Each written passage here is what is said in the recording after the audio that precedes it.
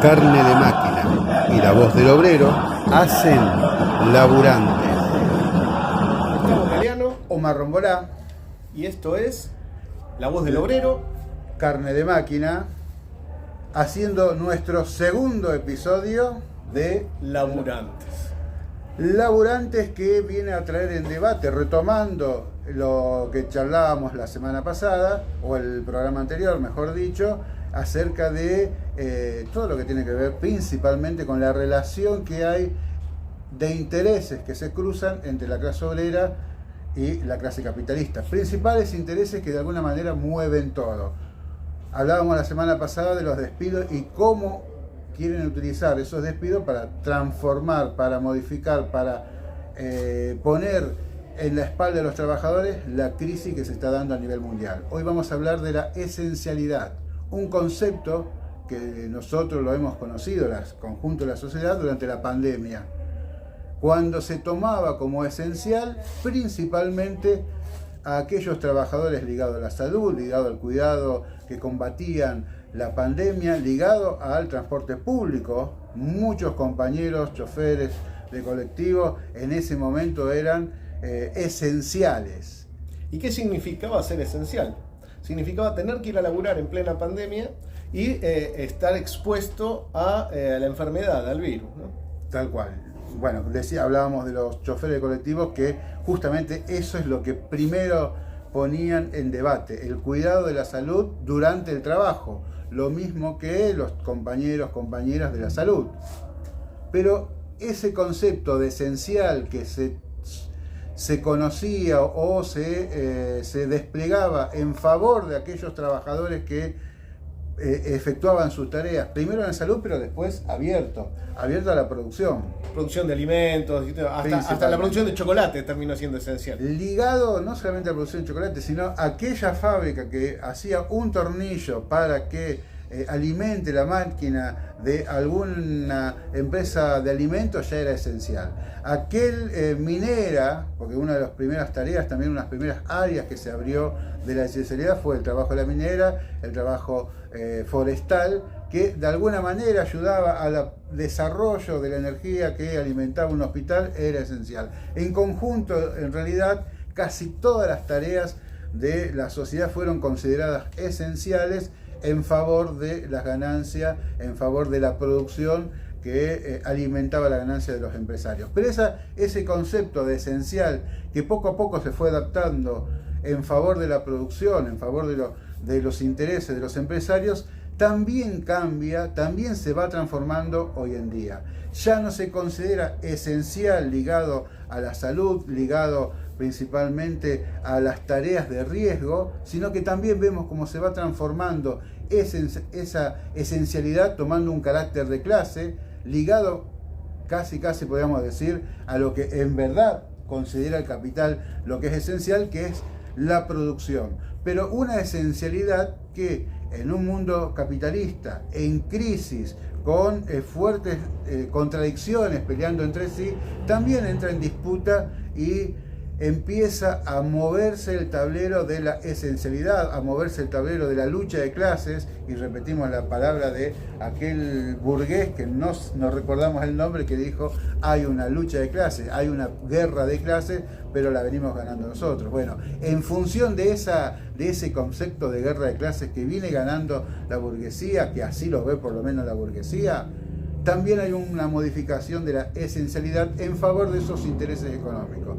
Es así que, por ejemplo, en esta nueva distribución que se quiere hacer, en este, podríamos decir, mapamundi de los intereses del gran capital financiero, del gran capital concentrado, la esencialidad acá en la Argentina, por ejemplo, ya va desligada a los trabajos de salud. Es así que hay un recorte enorme en áreas de salud, ya va ligada a áreas de la producción, en donde hay un ataque muy duro principalmente hacia los trabajadores organizados, hacia esas comisiones internas que pelean, porque la esencialidad para el capital es que los trabajadores agachen la cabeza.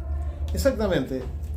Recordemos que el año pasado Javier Milei presentó un DNU donde planteaba que había trabajos esenciales y trabajos principales, digamos, trabajos importantes, para decir de alguna manera. Entre ambos juntaba prácticamente el 95% de la producción en el país. ¿Y qué decía? Que los trabajadores que desarrollaban esas tareas no podían realizar huelga, que solamente el 25% de los trabajadores en cada lugar podía estar protestando, haciendo huelga, o sea, una huelga inexistente, con el 75% de los trabajadores laburando. La aplicación de la esencialidad en favor de la producción, en favor de los intereses de los capitalistas, de la patronal. Una situación que podríamos decir que ha iniciado, no fue Milei el que justamente que inició esta transformación, sino ya se veía con los gobiernos anteriores, pero podríamos decir que Milei ha profundizado, ha tomado el guante en favor de estos grandes grupos económicos y se ha abanderado en la lucha en contra de el statu quo existente hasta este momento. Ataca a los trabajadores, ataca a sus organizaciones. El protocolo antipiquete es un ejemplo de ello. La necesidad de eliminar cualquier forma de protesta. Recordemos también, entre comillas, que ya durante el gobierno de Alberto Fernández se había considerado, no esencial, pero sí frontera, la producción de gas, la producción de litio, la producción de los minerales que se exportaban. De esta manera, los yacimientos petrolíferos eran parte de la frontera. Los trabajadores, si hacían una huelga, ponían en peligro ¿cómo se llama cuando hay peligro de la situación nacional? Sí, la soberanía nacional. La soberanía nacional, y podían ser reprimidos, que de hecho se aplica en este caso para los QON, ¿no? Podían ser considerados enemigos internos y reprimidos por las Fuerzas Armadas. ¿Qué están haciendo? Lo que en el otro programa mostramos que planteaba Pablo Roca. Quieren resetear la Argentina. Resetear la Argentina significa una Argentina sin derechos para los trabajadores, una Argentina sin organización obrera de lucha, una Argentina donde los capitalistas hagan pata ancha y lleven adelante a fondo la ganancia, el desarrollo de la tasa de ganancia, el aumento en la tasa de ganancia. ¿A costa de qué? A costa de mayores ritmos de trabajo y la imposibilidad de los trabajadores de protestar.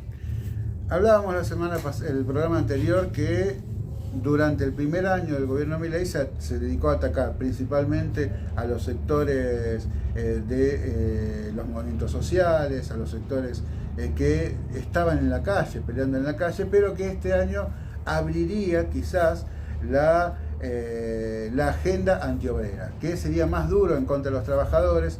Una de las pruebas de ello es la inflación que se piensa retener a costa de los trabajadores, o sea, es decir, paritarias por debajo del 1%, paritarias por debajo de la inflación, como ancla salarial para impedir que haya un dispare inflacionario, lo cual manifiesta en realidad que el ajuste pasa por los sectores obreros, por los sectores asalariados.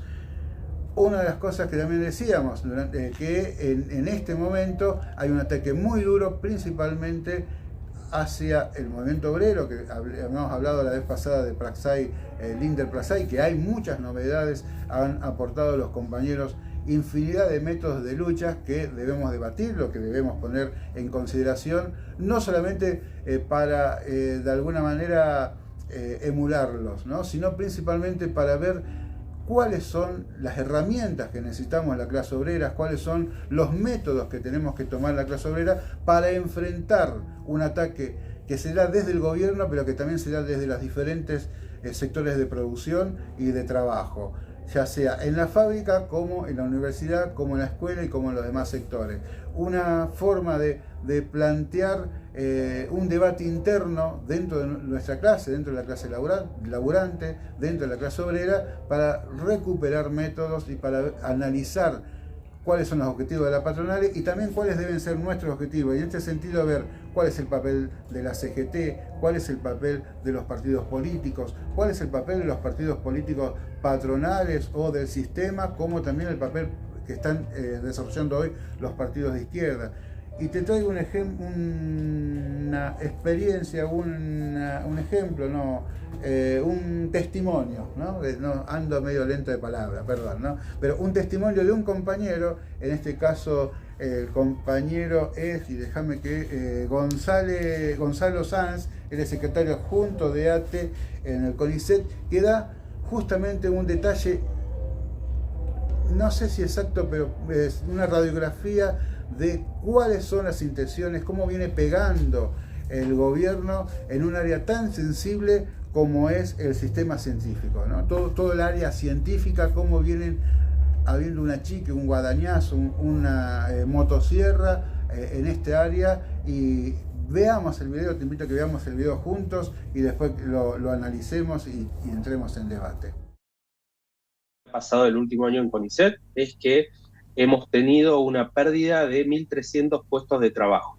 O sea, en el último año, CONICET tiene 1.300 trabajadores y trabajadoras menos que el año anterior.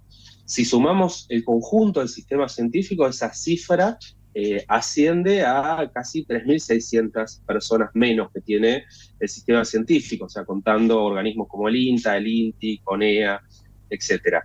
Esto tiene que ver con muchísimas cosas que han sucedido en este año de CONICET, con una política claramente de vaciamiento, tiene que ver con los despidos de personal administrativo en particular que hemos tenido a principios del año pasado, con el recorte de becas que en muchos casos significaron la expulsión del organismo de becarios y becarias, por eso nosotros hablamos de despidos encubiertos. Tiene que ver con el cierre de las carreras de investigadores y de personal de apoyo, porque ese es un proceso, un mecanismo normal por el cual se va renovando la planta de investigadores y personal de apoyo del CONICET, que en el último año se ha cortado, o sea, se han dejado en suspenso las carreras académicas de mucha gente que viene trabajando en el CONICET, que viene trabajando como becarios y becarias, y en el marco de ese proceso hay muchísimas jubilaciones en CONICET, hablamos de 400, 500 jubilaciones, que no han sido reemplazadas, y después el proceso de la fuga de cerebros. O sea, todo esto ocasiona la pérdida de poder adquisitivo de los salarios, las condiciones de trabajo cada vez más precarias, la incertidumbre hace que mucha gente se vaya yendo del CONICET. En el caso del personal administrativo, en el último año hemos tenido más bajas por renuncia, que la gente se va voluntariamente, entre comillas, porque están generando condiciones de trabajo expulsivas, que por los despidos. Y lo mismo sucede con becarios y becarias, lo mismo sucede con los investigadores, las posibilidades de trabajar en un contexto en el que está paralizado el principal organismo de financiamiento de la actividad científica, en el que estas políticas van desarmando equipos, porque hay becarios y becarias que no pueden culminar sus labores y los equipos se van desgranando. Bueno, en ese marco, lo que estamos atravesando es una reducción sistemática del personal, de gente que es expulsado, decide irse porque no se puede seguir trabajando en estas condiciones, y un proceso de vaciamiento de un organismo como CONICET. Esto que veíamos, en donde Gonzalo Sanz retrata tan crudamente el ataque, lo que significa el ataque al sistema científico, el vaciamiento, en este caso del CONICET, también serán diferentes áreas. Nosotros hemos visto ya en la semana, en el transcurso de estos últimos meses, cómo es atacado los sectores de la salud principalmente, ¿no? Nuevamente el Hospital Bonaparte, habíamos visto el hospital ese de General Rodríguez, ¿no? Sí, Marta no sé cuánto. Sí, volvemos a... Sí, no tengo en la memoria el nombre del hospital, pero en el hospital de Rodríguez, sí. ¿No? Vos seguís charlando que yo voy buscando, sí. No te preocupes.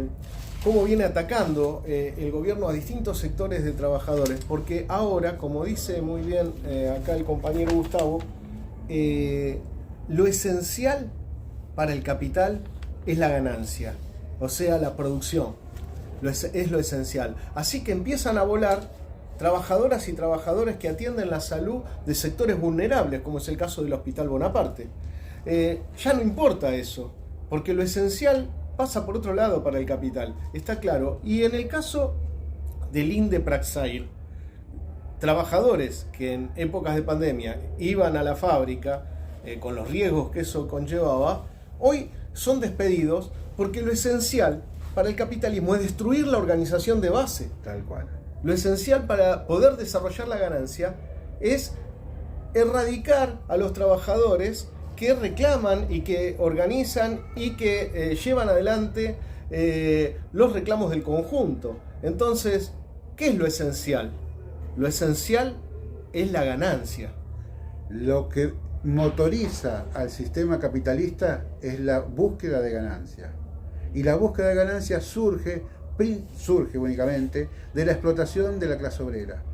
Y si la clase obrera está organizada para defender su salario, esa pelea que se da entre el capitalista, entre el patrón, de conjunto, ¿no? Entre la clase capitalista y la clase obrera, es casi a muerte, porque la necesidad de acumular ganancia para el capital es su sentir de vida. No, si deja de acumular ganancias se muere como capitalista, muere como sociedad, y la sociedad capitalista no se mata sola. Entonces necesita explotar, y para explotar a los compañeros y a las compañeras necesita que estemos desorganizados, y para que estemos desorganizados desmoraliza, persigue, desmoraliza con la alianza o con el trabajo de los dirigentes sindicales traidores, ¿no? La CGT. El gran trabajo que viene haciendo la CGT estos últimos años es desmoralizar, es desorganizar al movimiento obrero.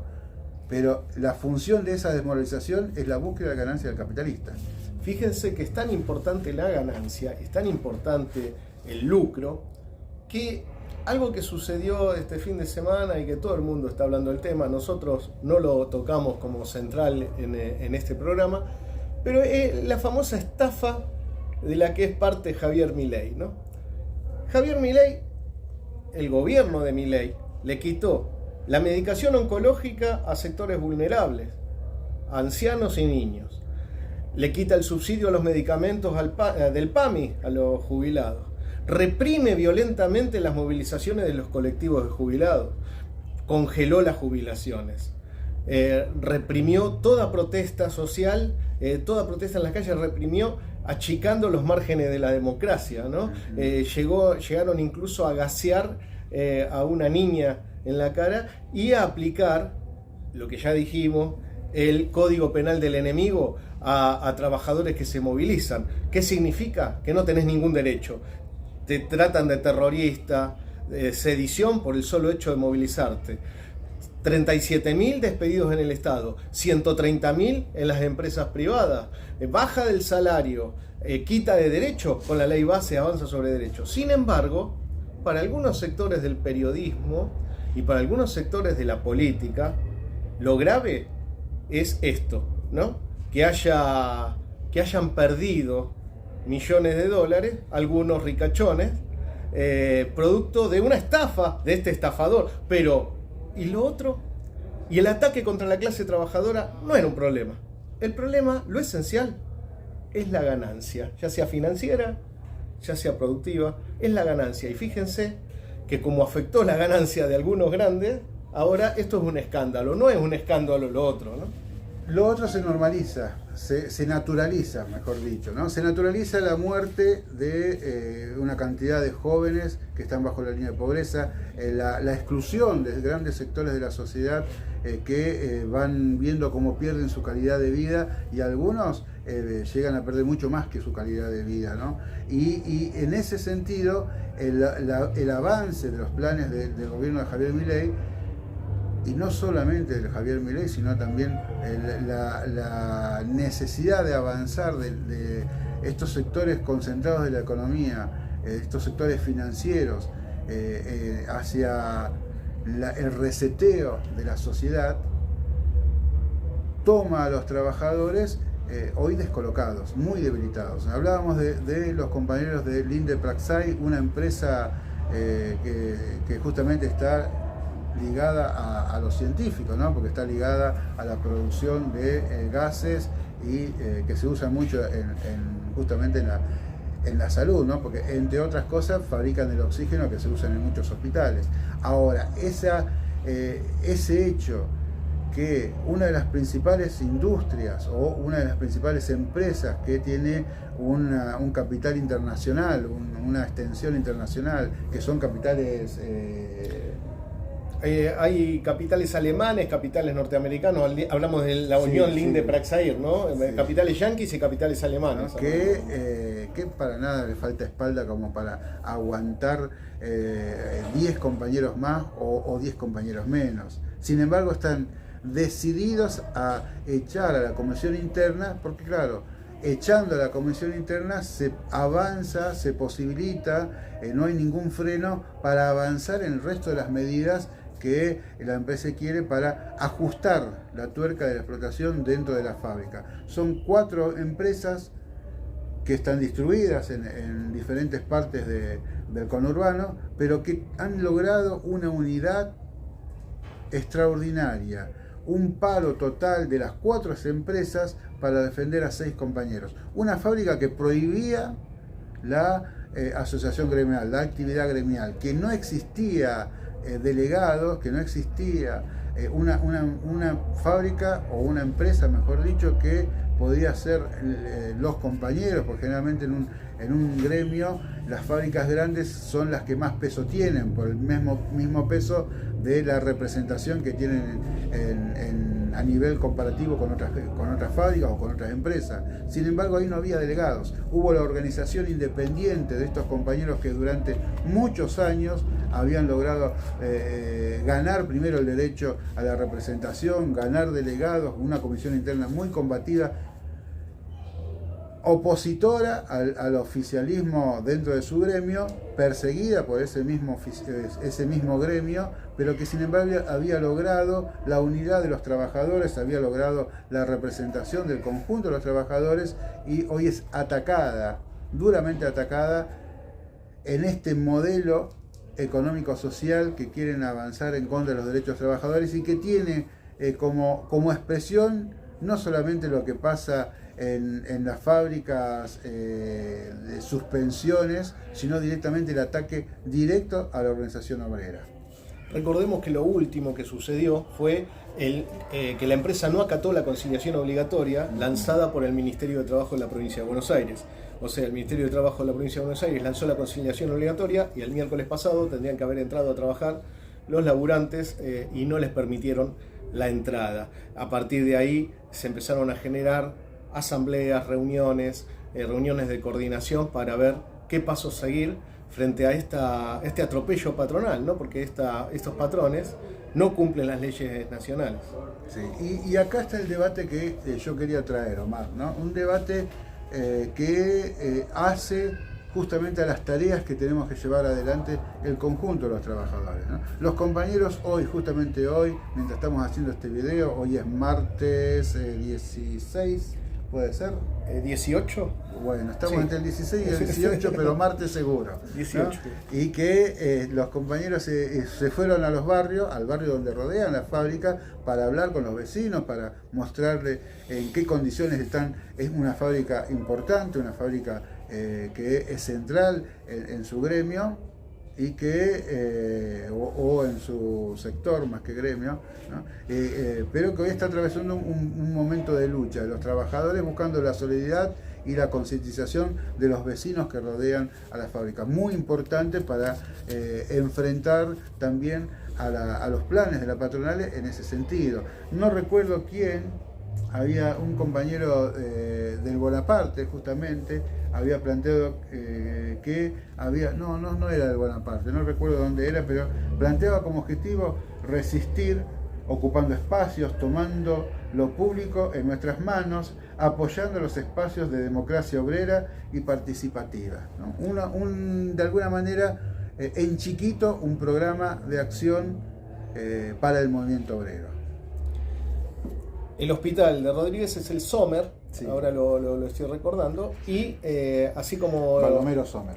Exactamente, y acá como dice Gustavo, hoy fue el volanteo en los barrios de la zona de Pacheco, y ayer fue la reunión del Comité de Solidaridad, donde los compañeros están delineando un plan de acción, mañana hay otro volanteo también. Digamos, de alguna manera la lucha sigue y es muy importante que triunfe, porque son luchas testigos, ¿no? Sí. Son luchas testigos que tienen que ver con esa pulseada que está dando la clase trabajadora contra esta ofensiva patronal, ¿no? Que no solamente se da en Lindeplatzai, se da también principalmente a los trabajadores del Estado, principalmente de la salud, que tenemos no solamente el Sommer, el Bonaparte, también está el Posadas, también hay otros nosocomios que están en lucha, pero claro, hay una debilidad que nos cubre a todos como trabajadores, que es la ausencia de la unión, la ausencia de la articulación de esas luchas. Y acá el problema está principalmente en que la organización que tendría que haber estado al frente, que sería la CGT, tiene una alianza muy dura y muy fuerte con el gobierno, obras sociales mediante, ¿no? reembolsos para sus bolsillos a través de diferentes mecanismos, uno de ellos la obra social. Pero ¿es legítimo reclamar que la CGT se ponga al frente? ¿Es legítimo reclamar a una dirección? Y lo pongo como duda, no es que esté resuelto nada, pero la verdad que estamos en una situación muy difícil y muy dura, porque el gobierno nos está atacando muy duro, hay una pérdida de calidad de vida del conjunto de los trabajadores. En promedio, los trabajadores privados, vos, yo, estamos perdiendo cerca de un 20-25% en promedio, lo cual es agravado porque ya las condiciones anteriores eran malas. O sea, no es que perdimos un 20% de 10 millones, de 5 millones, de 2 millones. Hay sectores que han perdido enormes sumas de ingresos, pero que ya era bajo su salario. Entonces, lo cual agrava la situación y nos pone en condiciones miserables casi al conjunto de la sociedad.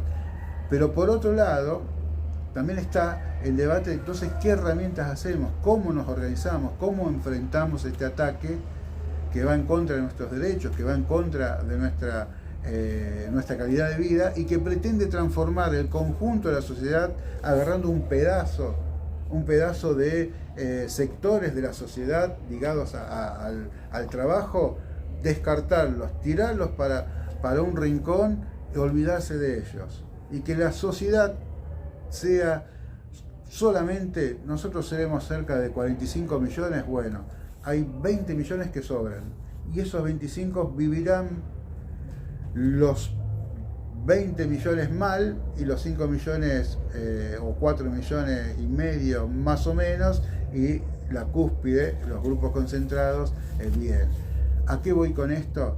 Es que nosotros tenemos que tener un diálogo entre los otros, introspectivo, conmigo, con cada uno, consigo mismo, con nuestro compañero, con el que tenemos al lado, con los compañeros que hacen al conjunto de las tareas y del barrio y de las diferentes acciones que vamos tomando, porque no podemos por un lado esperar que la CGT haga algo, pero por otro lado tampoco tenemos la fuerza como para ir organizando nosotros. Entonces ahí, en ese sentido, me parece, Omar, que tenemos que buscar los mecanismos para poder avanzar en organización, para que estas fábricas no queden aisladas, para que estos compañeros en lucha no queden aislados, lograr la solidaridad más amplia. Y es por ese lado, a través de las pequeñas solidaridades organizadas, que vamos a ir recuperando nuestra fuerza, porque lo principal es la organización con un objetivo común, con un objetivo que plantee una resistencia y una ofensiva en la medida que podamos hacia estos planes que van implementando desde el gobierno, pero que tienen también a las centrales sindicales también de su lado, y que tienen también a muchos sectores políticos por otro lado, porque se está desplegando en este momento, mientras se lo ataca a Milei por el desastre, por el fraude, la estafa que hizo, ¿no? Mientras se lo está poniendo ahí al frente de todo la estafa que hizo Milei a un gran número de sectores, se nos está poniendo como salida una salida electoral, una salida dentro del sistema. ¿Y cuál es el peligro de una salida dentro del sistema? Que también implica la continuidad de este plan que lleva adelante Milei y su gobierno, pero quizás con otros modales. Creo que es un tema muy importante y complejo, ¿no? Desde que tengo memoria se le exigen a la CGT cosas. Desde que tengo memoria leo volantes que también he repartido, ¿no? En su momento. En su momento hemos repartido. Que he repartido, tengo que reconocer. Diciendo que la CGT haga tal cosa, que la CGT haga tal otra, exigimos paro general a la CGT y qué sé yo, ese cuánto. Hay que exigirle, ¿eh? No es que digamos que no le exijamos, pero ¿dónde vamos a poner el Yo valor? lo que quiero decir es decir, podemos exigir todo lo que querramos, simplemente para demostrar que no lo van a hacer y desenmascararlo una vez más. Yo creo que hoy ningún trabajador piensa que la CGT esté planeando algún tipo de lucha. Mientras tanto, siguen despidiendo trabajadores, mientras tanto siguen atacando nuestros derechos, mientras tanto siguen atacando a luchadores como los de Linde Praxair. Entonces, obviamente, la organización por abajo es fundamental para empezar a resistir, para comenzar la resistencia. Bueno, vos tenés mucha experiencia en eso. A la CGT, la única manera es tomar la CGT y arrancarlos a los burócratas de adentro, cuestión que no hay fuerza hoy para hacerlo. Pero si no empezamos a resistir y unirnos por abajo, es imposible. Si dejamos pasar esta ofensiva sobre nosotros, queda en el reclamo vacío de que se ponga a la cabeza. Que se pongan a la cabeza los dirigentes que nunca lo van a hacer. No tienen intereses comunes con los trabajadores, con sus representados. Viven como empresarios, piensan como empresarios, entonces es muy difícil, imposible, ¿no? Digo muy difícil como para no ser tan duro, ¿no? Pero es muy difícil que reconozcan la necesidad de pelear, salvo que teman la permanencia de su sillón. Entonces se van a poner al frente, pero para desviarlo, para llevarlo a un rincón cerrado, un rincón sin salida, ¿no? Los trabajadores tenemos que hacer este debate, buscar las banderas, buscar las herramientas, buscar las formas organizativas que ayuden a crear de lo mínimo a lo máximo las formas de organización necesarias para enfrentar, primero en la fábrica, uniéndonos en la medida que vayamos teniendo fuerza con otras fábricas, con otros sectores. El colectivo LGTQ+ tuvo el valor, la decisión y la honestidad que no tiene la CGT para luchar por sus derechos. Sí. Quiero remarcar eso.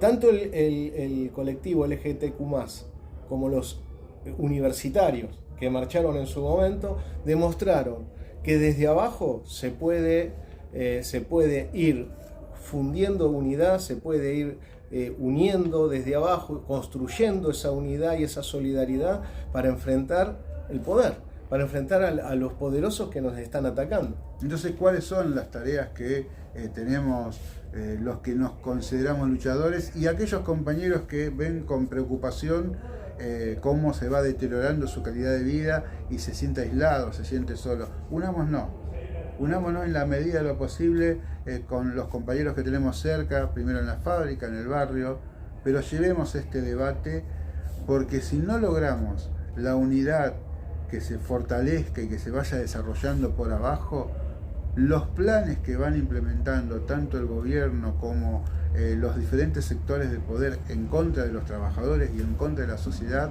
se van a consolidar. Una de las cosas que se ha planteado mucho es que la clase obrera no ha sido derrotada. Se compara mucho lo que sucede hoy políticamente con el 2001-2002, ¿no? Se compara mucho las situaciones económicas, las situaciones políticas, diciendo que es muy parecido a la época anterior a la explosión del 2001-2002. Pero durante el 2001-2002 no hubo una clase obrera organizada que entrara en escena. Entonces la recuperación económica que se dio posterior tuvo de alguna manera cautiva a la clase obrera y a las direcciones sindicales, a las direcciones burócratas, traidoras, con la posibilidad de rearmarse y lograr su fortificación para negociar a costa nuestra. Esa negociación que se dio durante todo este periodo le ha dado una fuerza muy grande a estos dirigentes sindicales que hoy lo están poniendo al servicio de los planes del gobierno y de la clase capitalista, de los sectores concentrados de la economía. Los trabajadores, para poder recuperar protagonismo, tenemos que empezar a organizarnos en forma independiente. Si no logramos esa organización independiente, si no logramos esa articulación que se da entre los diferentes sectores, mañana miércoles acá en La Matanza, estamos nuevamente acá en el Galpón 3 de González Catán, y justamente mañana mismo a las 4 de la tarde frente al municipio o frente al policlínico, los trabajadores municipales de la salud van a hacer una asamblea abierta para enfrentar los bajos salarios y la pérdida de calidad de trabajo que también se da en los municipios. Porque esto es un plan que se desarrolla de arriba abajo, desde el gobierno nacional, pasando por los gobiernos provinciales y también municipales, que de alguna mayor o menor medida se viene aplicando en todos los sectores. Todos los gobiernos vienen desarrollando un ajuste tremendo sobre los salarios de los trabajadores del Estado, por ejemplo. Esta asamblea que se va a dar mañana viene a sumarse a esta lucha que se viene dando en el sector de salud, como bien decía Gustavo antes, ¿no? Desde el Posadas, el Sommer, el Bonaparte, el Garrahan, digamos, vienen desde hace meses llevando adelante una dura pelea en defensa de los puestos de trabajo, de las condiciones de trabajo y del salario. Entonces, bueno, son esos lugares donde uno puede, tenemos que estar. Claro, tenemos que ir y empezar a cruzarnos, a intercambiar números, a intercambiar experiencias y a fortalecer la unidad para enfrentar estos modelos económicos, estos planes económicos que se están haciendo. El 27 también de febrero, otra movilización muy grande, muy importante, unitaria, de todos los compañeros de la salud. En este caso ya en Capital. Importantísimo. Bueno, esas son las citas de honor y por otro lado las necesarias para empezar a soldar esa unidad necesaria para resistir. Una etapa de resistencia que se va a abrir, que ya se está dando muy por lo bajo, pero que necesita de nuestra participación, la participación tuya, la de todos, para poder consolidarse y avanzar en calidad. Bueno, Omar, vamos cerrando. Agradecemos a las compañeras y compañeros del Galpón 3 de González Catán, este hermoso lugar de organización barrial, organización de los laburantes de la zona, con mucha vida. Mientras nosotros estamos acá grabando, están practicando boxeo, baile, distintos tipos de actividades. Así que qué mejor lugar que estar acá fundidos con lo nuestro, ¿no? Con el pueblo, con lo que somos y con los sectores que siempre buscan alguna salida. Algunos en el arte, otros en las actividades deportivas y otros también, todos, tanto ellos como nosotros, unidos en la lucha.